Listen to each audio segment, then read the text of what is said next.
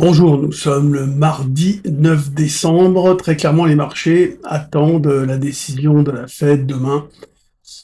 Mais surtout, les commentaires de Powell sur les perspectives de baisse des taux pour la suite, ce qui n'est pas du tout évident, à savoir est-ce qu'il va pouvoir continuer, est-ce que la Fed va pouvoir continuer une politique de baisse des taux sans relancer les pressions inflationnistes. Bon voilà, c'est un débat. A priori, ça semble compliqué et il pourrait y avoir quelques déceptions. Alors, on peut avoir l'annonce d'une baisse des taux, ok, elle est pricée, elle est anticipée à 80%, 90% même, mais derrière, on peut avoir un peu de déception, on va dire. Et c'est pour ça que je vais acheter des puts. Alors, je vais prendre des puts sur 2 jours, vous voyez, 11. Donc je laisse passer le 10, le 11, évidemment, pour essayer, la vol remonte un peu, vous voyez là, elle est à quoi 860, c'est 14, là, 860, bon, c'est raisonnable, hein, parce qu'en fait, on anticipe, ok, la baisse des taux. Je trouve qu'on n'anticipe pas tellement, enfin, on se prémunit pas tellement d'une déception sur la suite des événements. Alors si, par exemple, le marché prend de la hauteur avant de rebaisser et qu'on ait le temps d'acheter les puts, tant mieux. Si on veut immédiatement, en achetant au moins un petit peu, bah écoutez, je sais pas moi, le marché il vaut 6861 ce matin là, je peux le mettre là, voilà, 6861. S'il perd 1%, ça veut dire qu'on va chercher à 6780. Le 7770 va se retrouver à la monnaie rapidement. Bon, ben voilà, je pense que c'est celui-ci qu'il faut acheter. Alors, si on veut en faire, bah, je sais pas moi, une dizaine, ou 3 ou 4 ou 5, ben, on peut commencer par en acheter 5 ou 2 ou 1, enfin voilà, on peut commencer à en acheter un petit peu.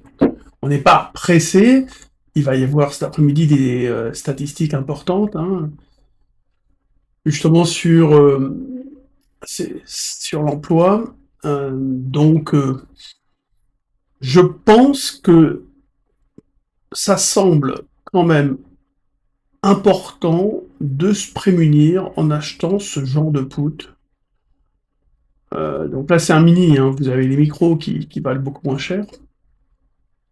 Donc ça c'est 50 € du point, donc par exemple, vous voyez, si j'achète ici, ça fait un investissement, là, je le vois même pas, si je fais achat, tac, de 537 $, vous voyez, 461 €.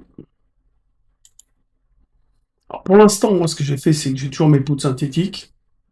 J'ai même tourné ma position de décembre à mars 2026.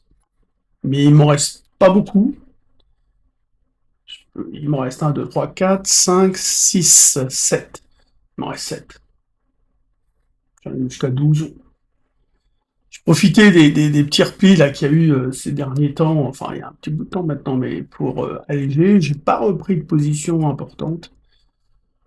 Et c'est ce que je vais faire là. Donc je vais attendre soit un petit rebond du marché, soit, bah, comme j'ai déjà mes synthétiques, je suis pas non plus hyper pressé d'en faire, mais je vais le faire, voilà.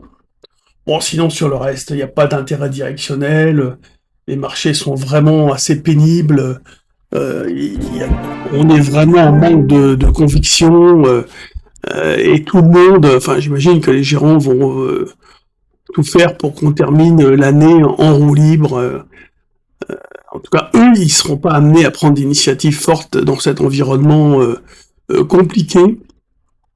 Et on le voit sur les marchés. Là, en ce moment, c'est le panier des valeurs de la défense, hein, avec Thales, Dassault Aviation, il y a un Excel aussi qui monte bien. Pour le reste, les intérêts sont comme d'habitude, ils sont là, ils sont plus là.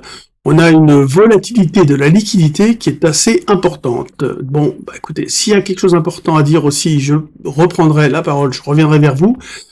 Et en attendant, je vous souhaite une bonne journée, un petit pouce, abonnez-vous, n'hésitez pas, ça m'encouragera à en faire d'autres. Et je vous dis à bientôt. Salut tout le monde.